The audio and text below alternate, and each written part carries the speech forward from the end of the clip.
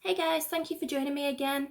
In this episode of Missing the Missing number 6, we're going to be talking about the case of Russell Bohling. I apologise that once again I'm on a different background. There's not too much I can do about it right now, so I apologise if it's distracting for you. This case is quite unusual for me. It is the first one in the 6 that I will have covered so far in which I've not actually reached out to a family member or somebody close to the case to run the information by, so I hope that the information contained herein is correct. It is taken from multiple sources, and where there have been discrepancies, I have pointed them out. Russell Bohling was born on the 29th of December 1991 in Hull, East Yorkshire, England, into a family of 5. His parents were Christine and Roger. His father, Roger, had worked for East Riding Council, and he has 2 older brothers called Andrew and Nigel. It would appear, whether or not it is relevant, that the family were quite moneyed. Russell suffered with asthma, which his mum Christine said could get quite bad at times. He was further described by his family to have a speech and language disorder, which they claim could make him vulnerable, and which some sources state as a result of this, he had special needs. Russell's family advised that he had been dreaming of running his own company and had spoken of this just 3 days prior to his disappearance, and that he had an interest in politics. At the time of his disappearance, Russell was studying a bricklaying course at Bishop Burton College, which was in a place called Beverley in East Riding, Yorkshire, just about 10 miles away from where he lived in West Ella with his family. His parents said he was very happy with his studies and his life. He had a, quote, small circle of very close friends.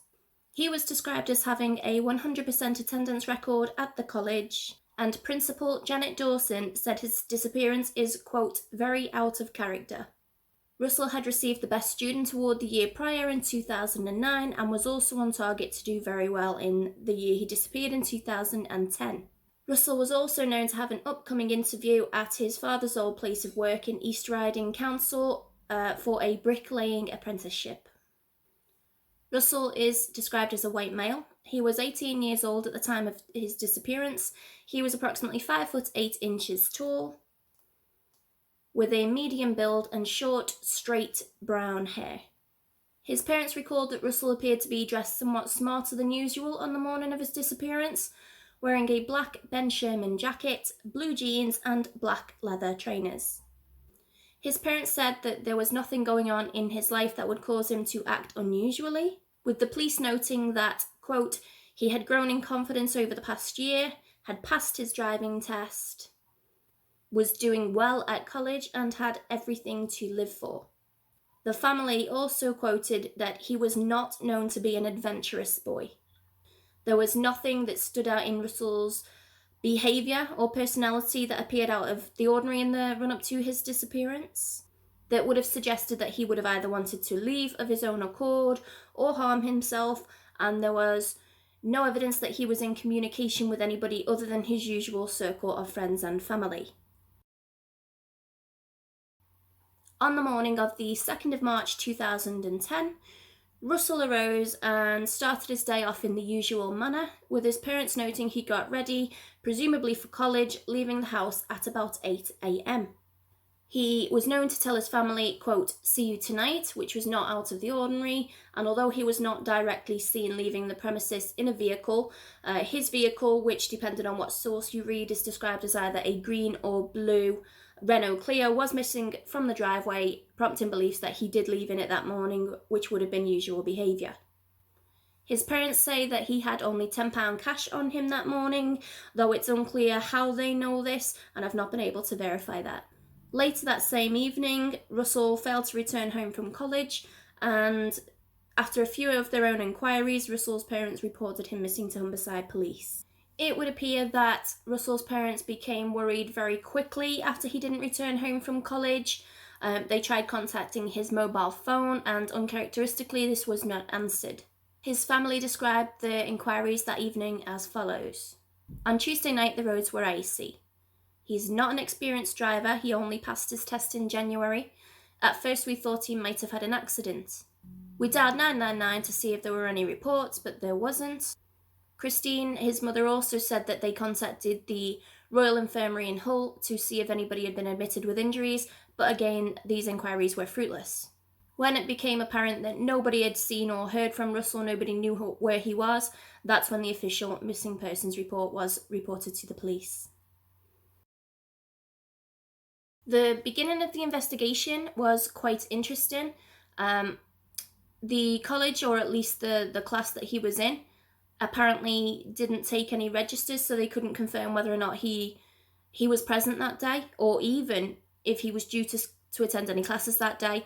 I find that very odd because we've previously noted that he had a 100% attendance record, so there should be some record of attendance kept somewhere. Whether or not it was just that on that particular day, whoever was taking the course failed to take a register.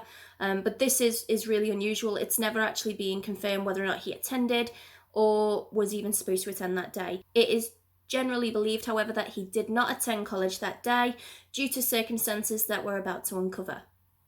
A search of Russell's bedroom revealed that a pair of brown steel-toe-capped boots were missing, in addition to the black leather trainers he was believed to have left in that morning, and he had also left £30 on his bedside cabinet, which is interesting because his parents said that he only left with £10 in cash that morning. Potentially that's how they know.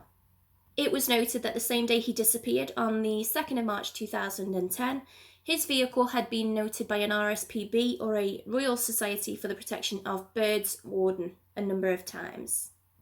Some sources state that it was seen that morning, parked up. However, the majority of sources confirmed that it was also seen between 5 and 5:30 by this warden, who did check the vehicle, but noted that it had a full day's parking ticket purchased at 11:30 that morning on it. So he thought nothing of it and went about his business. The vehicle was parked next to a disused RAF, or Royal Air Force, radar station, which is in the RSPB Nature Reserve in Bempton Cliffs. This area is about 45 miles, or about 72 kilometres, from his home in West Ella. The warden returned the following morning and noted that the vehicle was still in situ, which he found odd, and reported it as abandoned to the police. According to the RSPB Bempton website, there is no overnight parking available at the facility. Bempton Cliffs is a place that is known for suicides. However, it is also a nature reserve, and so people tend to go there primarily for bird and puffin watching, and it also attracts urban explorers due to the disused army bunker. Russell's search history was analysed, and it was found that he had accessed a website with information about the RAF Bempton base that morning at approximately 7:30, half an hour before he was known to have left, allegedly for college.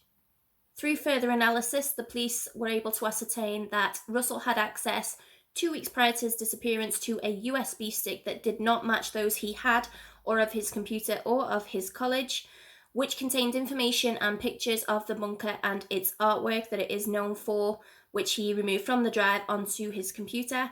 However, that drive has never been located. The bunker had been in operation from the 1940s, but had long been abandoned. It had a very colourful history, and its main entrance would later be sealed with concrete to keep out the trespassers. The entrance to the base is fenced off on privately held land.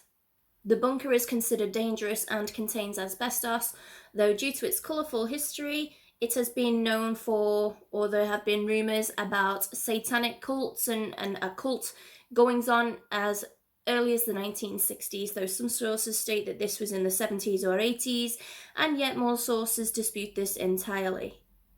It's not disputed, however, that there is interesting artwork painted on the walls of the bunker, which I will have a link to one of the online photo albums if you want to check out that artwork. I'll display some of the more tame stuff here, but by all means go check out the rest if you like it. His father acknowledged that this artwork may well attract a young 18-year-old boy like Russell.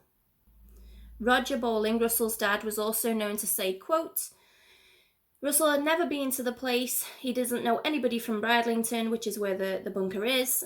He had to borrow the sat-nav to find his way there. Searches then began in the area where his vehicle had been found, including the bunker. The initial search was criticised by the family for using heat-sensitive torches and lights, which would have been useless if Russell had lost his life by that point. A later second search would be conducted by Humberside Fire and Rescue Service as part of a training exercise, with the family being present from the briefing right through the entire duration of the 3-hour search. Russell's father, Roger, was later quoted as saying, quote, "They were even looking for his missing car keys. That's how thorough they were." Air and sea searches took place with the help of the Coast Guard, and mountain searches were also conducted. Police have thoroughly searched the caves at the bottom of the cliffs, but no trace of Russell has been found. Further computer investigation showed that Russell, after searching for the RAF Bempton base, that same morning of his disappearance, the 2nd of March, he had also searched an area called Ravenscar, in which the Bohling family were known to have had a holiday home. This is a village in the north of Yorkshire, approximately 27 miles or 43 kilometres from the Bohling family's West Ella home, and approximately 52 miles or 83 kilometres from where Russell's vehicle turned up in Bempton Cliffs. The home was searched, but there was no trace of Russell found. It was later identified that 3 days prior to his trip, so on the 27th of February 2010, Russell had made an unannounced and unexpected, to his family at least, trip, not telling his family where he was going or where he had been when he returned.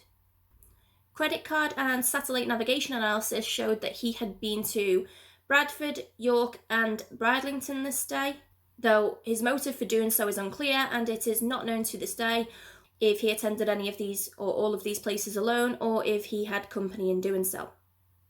According to current Google Maps, albeit 9 years later, but I don't really think, despite any road changes, the distances are going to change too much.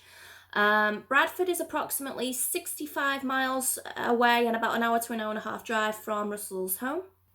York is approximately 35 to 40 miles, or about 10 minutes either side of an hour's journey away. And Bridlington is the nearest, being between 30 to 35 miles away and about a 45-minute to an hour or so drive away. I can't find anywhere where it's been released what order he was known to have taken these trips in, but according to, again, Google Maps, given that it would have taken over 4 hours to drive these places in the most geographically logical order, it would not have left long for him to have spent in each of these places before returning home. Further financial activity showed that no credit or debit activity has been recorded with his bank since the day he disappeared, and his mobile phone has been dead since then, so this has left no further leads for investigation. A search of Russell's bedroom turned up an audio recording where it would appear that he was suicidal, and he was noting places where he would like to be buried and feelings that he was not intelligent or not good enough. Russell's mother, Christine, claims that this tape was made approximately 3 years earlier when he was 15 and was stressed out about his upcoming GCSE results, though she also maintains that over time his confidence certainly increased and he was in a much better psychological place at the time he disappeared, and doesn't believe that this has any bearing whatsoever on why he vanished.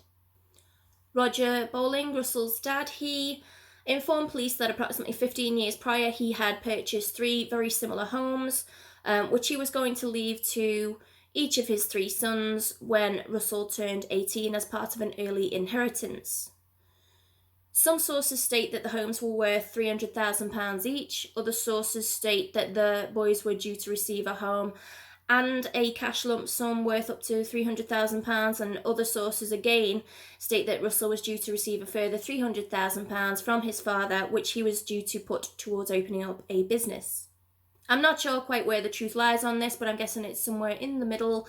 I'm guessing it was a home and a lump sum of cash worth up to £300,000. Now, at the time Russell went missing, his father was in the process of arranging for this, though neither the home nor the cash had made its way into Russell's possession at the time he disappeared.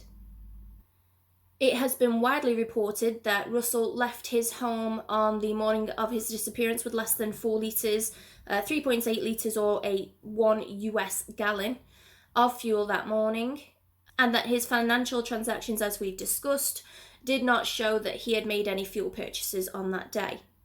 However, during my research in one of the 2 Reddit threads that I've linked down below, I believe it was one of those 2, a user by the name of Mrs. Bohling, I'm not sure whether this has been confirmed or not, but she posts a comment attempting to set the record straight. The user named Ms. Bohling, she says that she had been with Russell the night before when they had filled up his tank completely, and that when tests were subsequently done by the police, i.e. the draining of the tank and measuring of the fuel, it was determined that only 3.8 litres of fuel were missing from the tank. Russell's parents recreated the journey themselves with this amount of fuel in the tank, and they ran out of fuel just before halfway to Bridlington, or the bunker, in a place called Brandesburton, which is about 20 miles or 32 kilometres away. So they ascertained from this that Russell would have had to have refueled at some point, and if he didn't do it, if he didn't have enough cash on him and there was no purchases on his debit or credit cards, they maintained somebody else had to have been with him to help him do so at the time he disappeared. Some sources state that the police did not request CCTV footage from wider garages and surrounding areas on the day to effectively rule out that somebody was with him. But Detective Inspector Colin Waddington, who has a significant impact on the case, he says, quote, "As part of ongoing investigations, numerous CCTV inquiries and physical searches have been carried out, and nothing has shone any light on the case or the circumstances surrounding it." Sadly, Russell was not the first student to disappear from Bishop Burton College that week. Another student by the name of Jonathan Havrin disappeared, but sadly he was later recovered. His body was removed from the River Ouse. Police do not believe that the cases are connected. In the very early stages of the disappearance, Russell's father Roger praised the work that the police were doing and said, quote, "The police have been excellent, responding from the outset and keeping us informed daily." However, sadly, relations between the Bohling family and the police department would break down, with the Bohlings complaining to the Police and Crime Commissioner, Matthew Grove, who would respond, quote, "To suggest a commissioner would be in a position to hold a chief constable to account for decisions as to which buildings to search in an operation runs counter to the whole concept of the separation of responsibilities between a commissioner and chief constable, and negates completely the operational independence of the latter." So basically the case went nowhere. In summer of 2010, Russell's disappearance was featured on the BBC's Crime Watch show, and in August and September of 2010, 2 dismembered human feet were actually found washed up on the banks of the Humber estuary, which is about 50 miles or 80 kilometres away from Bempton Cliffs. One of them notably was clad in a brown steel toe-capped boot. Further investigation, however, determined that the foot and boot was not connected at all to Russell's disappearance. In the aftermath of the disappearance, Roger handed his computer over to Humberside Police in an effort to assist with the search for his son, and in doing so, the police uncovered over 400 indecent images of children, which Roger would later be charged and prosecuted for. The reason I've included this is because it may become relevant down in the theory section at the end. I did toy with the idea of whether or not to include it, thinking about whether or not it actually does have any impact on the case, but there is potential for it to do so, hence why I have included it. In September of 2011, the Bohling family started civil proceedings against Humberside Police. However, the case was dismissed by the recorder named David Bradshaw, presiding over the case, who quoted, "It's not up to the courts to determine whether or not an investigation has been handled well." So once again, in an attempt to challenge police handling of the investigation, the Bohlings were knocked back. North Yorkshire Police also carried out an independent review into Humberside's investigation, and they backed the force, claiming it had been done well. In 2012, so 2 years after Russell disappeared, the Bohling family found his pair of black leather trainers that he was believed to have left in that morning at their Ravenscar holiday home. This makes the family believe that Russell had made his way there after leaving Bempton that day, because they were absolutely adamant that these were the shoes that he was wearing on that day, and a prior search of the home had not turned these up, though The family were noted as saying that the shoes were found in a plastic carrier bag that contained other of Russell's items, and they nearly missed it and so almost threw it away. So it's not out of the realms of possibility to believe that potentially this was just missed that morning, and it would have been unusual that 2 pairs of shoes were missing that day. However, Christine, Russell's mum, was quoted as saying, "They are Russell's best shoes, so we never took them to Raven's car because he was out in the countryside up there. We think he must have worn them on the day he disappeared and come up here." In December 2012, the second search of the RAF bunker over at Bempton was conducted, as we have discussed, though this was at a cost of £1,200 to the Bohling family to remove the concrete that had been used to seal off the main entrance. In 2013, Roger sadly publicly stated that he had given up any hope of finding his son. And unfortunately, there's been no updates since that time. So there are a number of theories in this case. First and foremost, as always, the possibility that Russell left of his own accord. I have been very, very vocal in probably every single episode. I don't know why this is a go-to factor. I don't think it's all that common. However, let's consider it. I suppose one thing in support, if we were to believe the family, is that shoes that he was alleged to have left in that morning did turn up 2 years later after a first search had been conducted and not found them. This could point to maybe, and obviously with the search that he conducted the morning of his disappearance for Raven's car, maybe he decided he needed to get away. He went sightseeing at Bempton, for some reason left his car there with a full tank of fuel, and some other how made his way up to the holiday home to gather his thoughts, and from there maybe he decided to change and start a new life. However, if Russell was due to receive a house and or cash totaling a value of £300,000, Roger, the Bohling's father, he has said there was no stipulation on the homes. The boys could do whatever they wanted with them. They could live in them, they could sell them, they could rent them out. So that would be a source of monetary income for the boys. And if Russell was planning to disappear of his own accord, you would assume that he would wait for his inheritance and at least have some money to do it with. And as we've just touched on, he left his car at Bempton Hills with almost a full tank of petrol in it and a sat-nav in it. So, I mean, he could have made off with that and to start a new life elsewhere. This is something that his mum Christine has pointed out on a number of occasions. The second theory is, did Russell travel to Bempton that day, which is a notorious suicide spot, to take his own life? There have been considerations made that if Russell was vulnerable, or if potentially he had special needs or was struggling with expressing his emotions, he could potentially have been struggling at college. He could have been being bullied. He could have been depressed, and maybe other people didn't cotton on to that. Maybe he was quite good at hiding it, or maybe he just wasn't very good at expressing them, so nobody noticed. Obviously, a major consideration here is that the police were known to have found an audio tape in which Russell was known to... it's described that it's a suicide tape. Now, I've not seen the contents of this tape, not heard them, not seen a transcript. The only quotes that I've seen is where he talks about being buried, so I don't know if he goes into any form of detail as to what he would do, or if it's actually possible to ascertain when the tape was made. Christine, Russell's mum, she does insist that it was made years prior, and as we described in the description, Russell was doing well in his life, so it is quite possible that even if he had those emotions back then, maybe he had moved on from that. And I don't think it's fair to tar somebody with a brush in the present day because of something they might have done a few years prior when they were in a completely different mental state. There's been no credit or debit card activity, no financial activity, no mobile phone activity, no contact with any family or friends, so this is very unusual unless somebody is no longer around to do any of those things. It is also noted that Russell's dad, Roger, he suffers with a degenerative brain condition.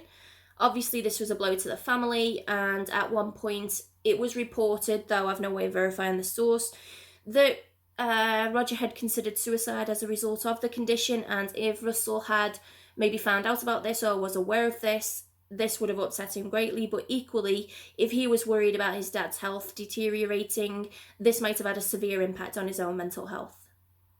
However, Chief Superintendent Paul Davison, who is overseeing Russell's investigation, he has said, quote, Russell's disappearance is totally out of character, and at a time in his life when he was doing so well academically and personally, it is difficult to understand why he may have left voluntarily or wanted to kill himself.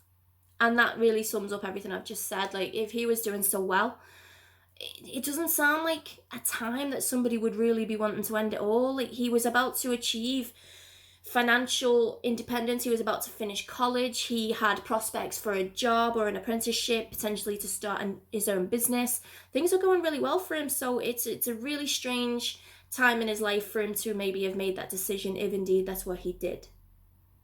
One of the biggest issues that I have with this theory is that, depending where he was on the cliffs, we kind of have an idea, but a body should have washed up, basically.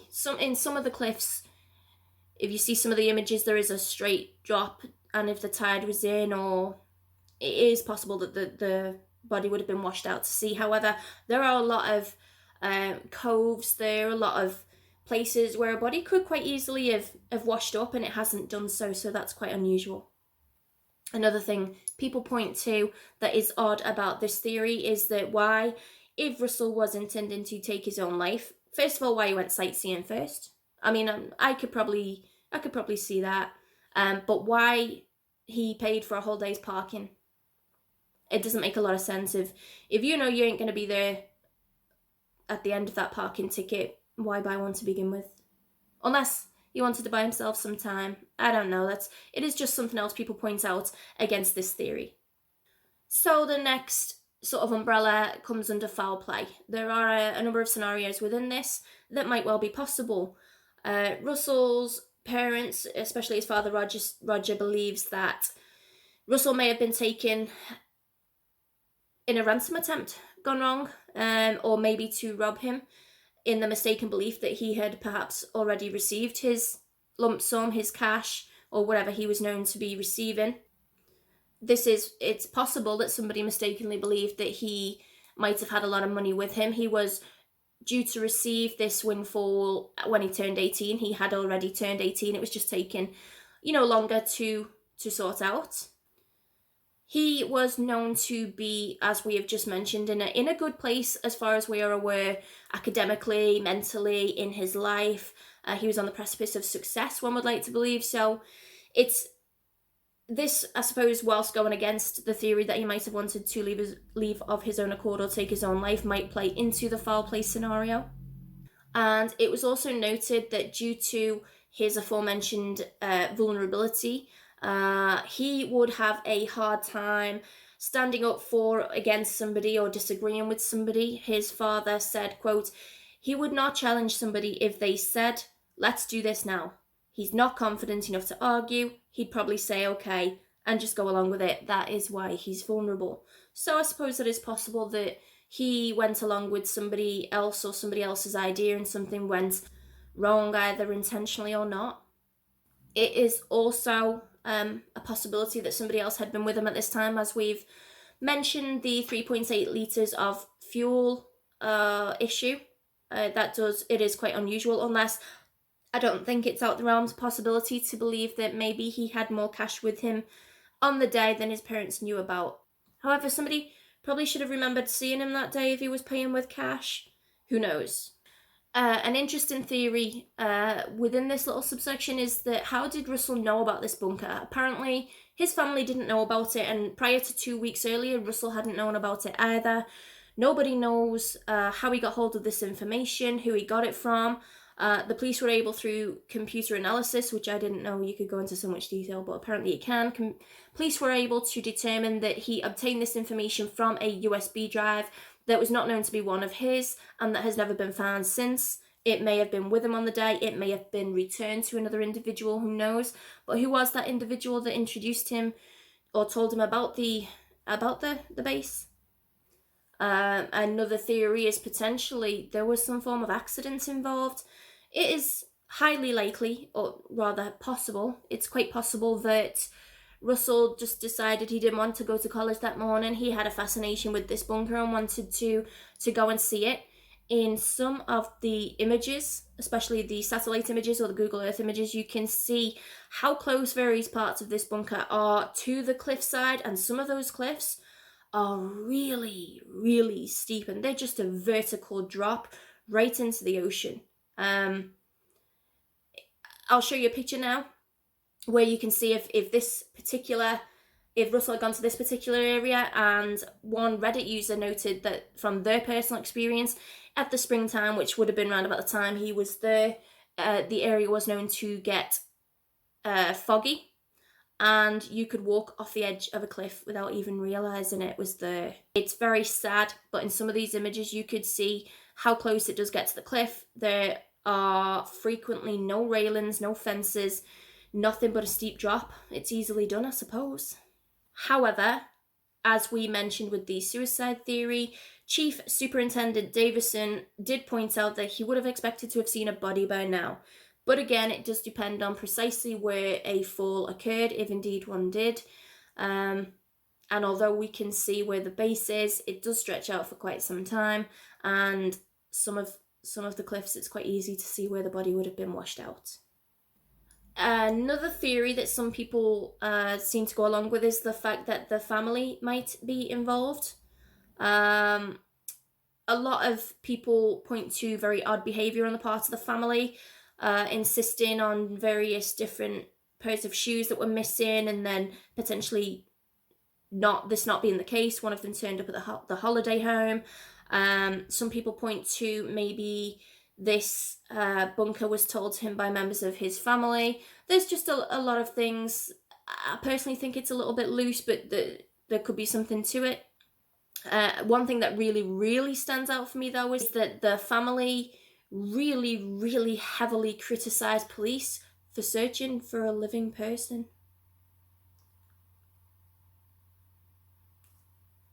Surely that's what you would want.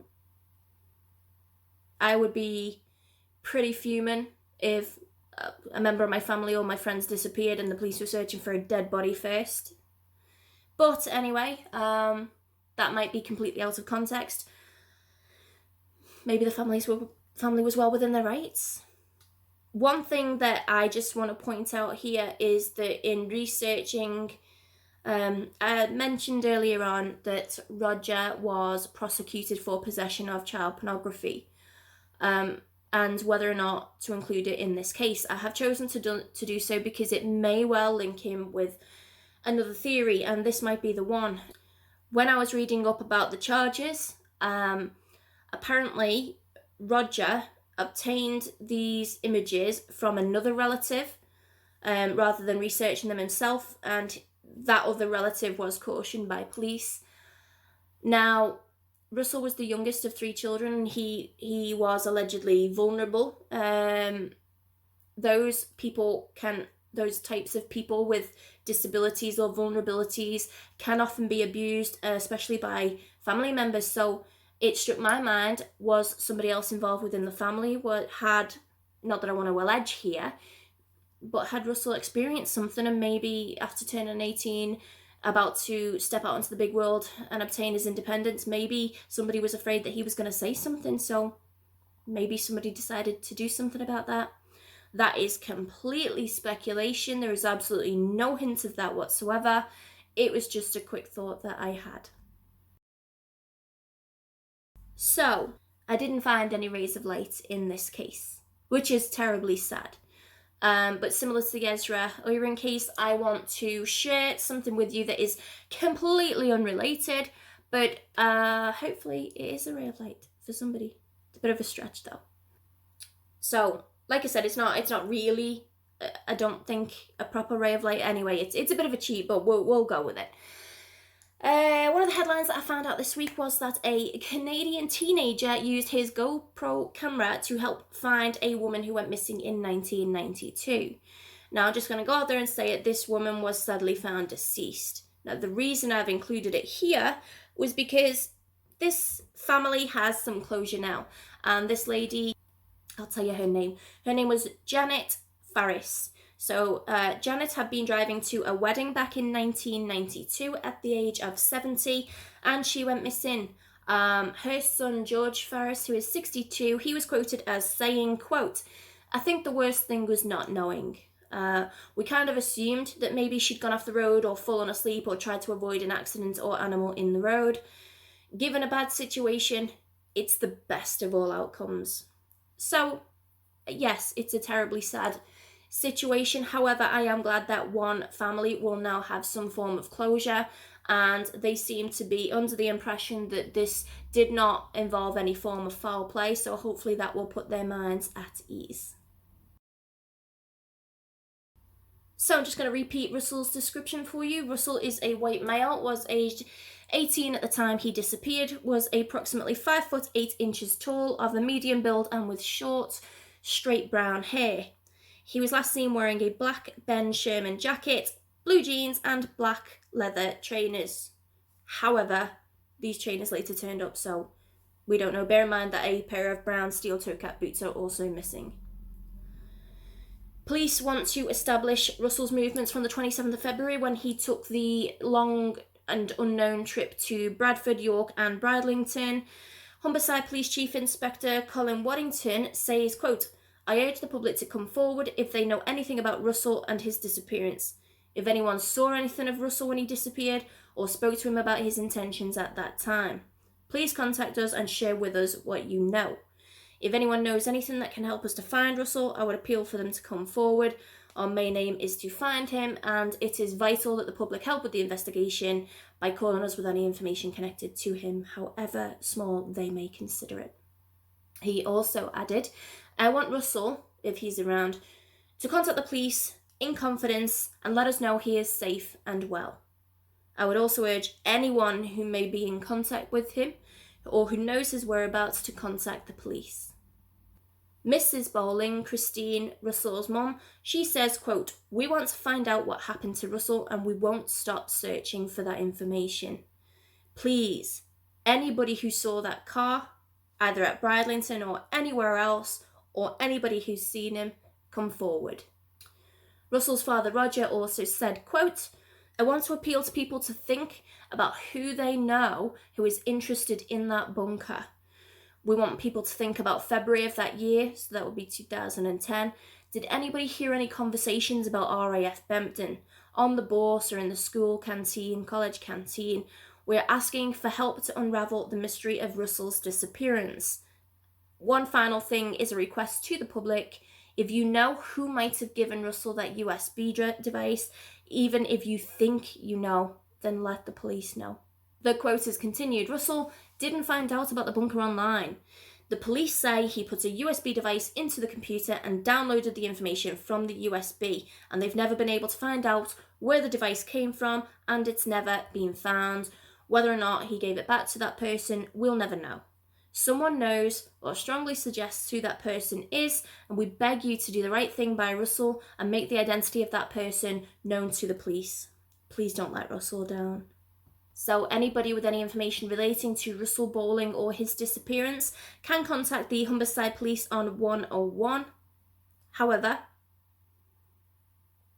like when I was looking into the Glyn Taylor case, I looked on the Humberside Police website under the missing persons section and I didn't find a listing for Russell there. I'm wondering if once a case becomes cold, if it's removed from the missing person section of the case and moved into a dedicated major investigations team. However, given that both of these people are still missing, I think it's still really important. They are still missing people, that they should still be on the missing persons website. So if you have a look at this, sadly, Russell isn't on there anywhere. Inspector Colin Waddington, head of Bridlington Police as he is now described, he said, quote, "The investigation is still open and we're working closely with other forces and internationally in an effort to find Russell." So that's a really interesting quote there that we haven't touched on in these theories, because I didn't see a theory about that. But apparently the police are looking into investigate international angles as well. So, thank you once again for joining me for episode 6 of Missing the Missing, in which we have discussed the case of Russell Bohling. As I have mentioned, if you have any information relating to Russell or his disappearance, you can, if you are from the UK, feel free to contact Humberside Police on 101. I will also have the information for Crimestoppers and missing people down in the description box below, and you can also, if you are international, you can also use the online contact forms to make contact with those establishments. Thank you once again for joining me, for spending some time with me today, and I look forward to seeing you in the next video. Bye!